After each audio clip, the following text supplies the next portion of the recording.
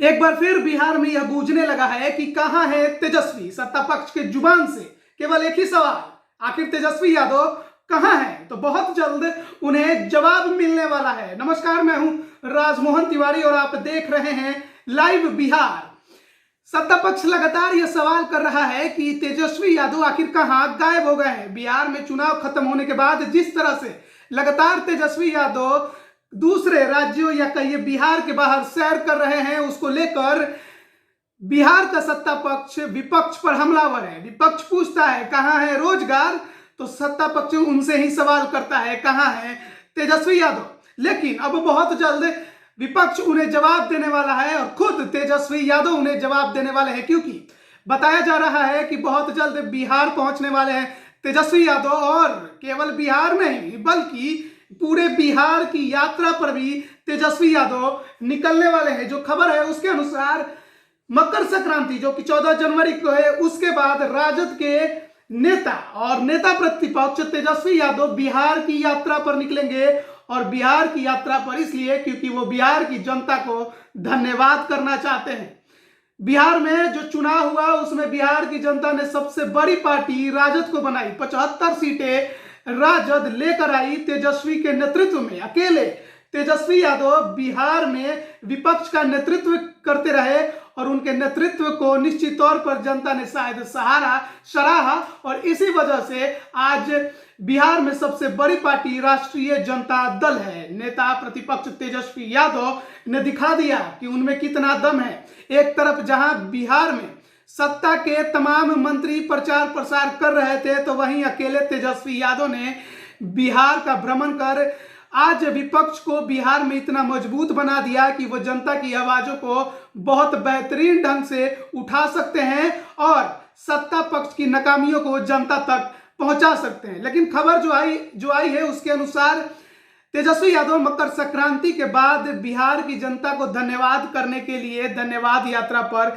निकलने वाले हैं। यानी कि बहुत जल्द तेजस्वी यादव 1 या 2 दिनों में बिहार में आपको दिखाई देंगे।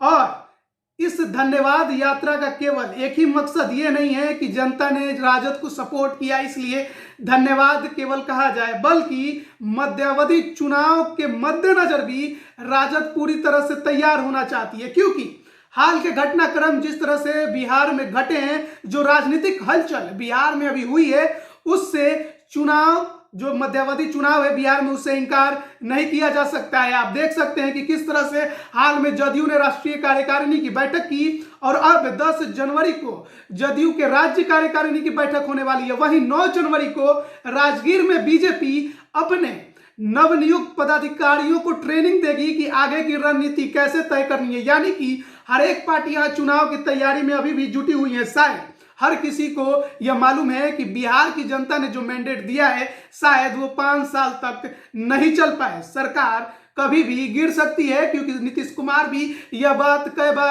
कितनी ही बार बोल चुके हैं कि वो मुख्यमंत्री नहीं रहना चाहते। और जिस तरह से अपने मंत्रिमंडल का विस्तार भी नहीं कर पा रहे हैं, उससे लेकर यह कहना कतई गलत नहीं होगा कि बिहार में कभी भी कोई भी नया राजनीतिक घटनाक्रम देखने को मिल सकता है। और शायद इसी वजह से राजद भी अब चुनाव की तैयारियों में सक्रिय नजर आने वाली है।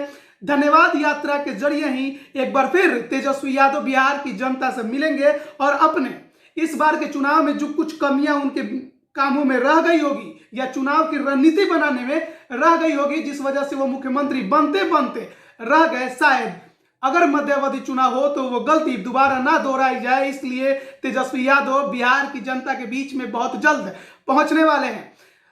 धन्यवाद यात्रा कहां से शुरू होगी इसकी अभी कोई स्पेशल रिपोर्ट नहीं है या कोई राजद ने बयान नहीं दिया है कि यहीं से शुरू करेंगे। लेकिन खबर जो है उसके अनुसार पश्चिम चंपारण के क्षेत्र से यह यात्रा शुरू हो सकती है या फिर कैमूर से, क्योंकि कैमूर में इस बार राजद ने धुआंधार प्रदर्शन किया है। लाजवाब प्रदर्शन कर उसने कैमूर को इस बार बीजेपी के गढ़ जो कि कभी कहा जाता था उसे अपना गढ़ बना लिया है।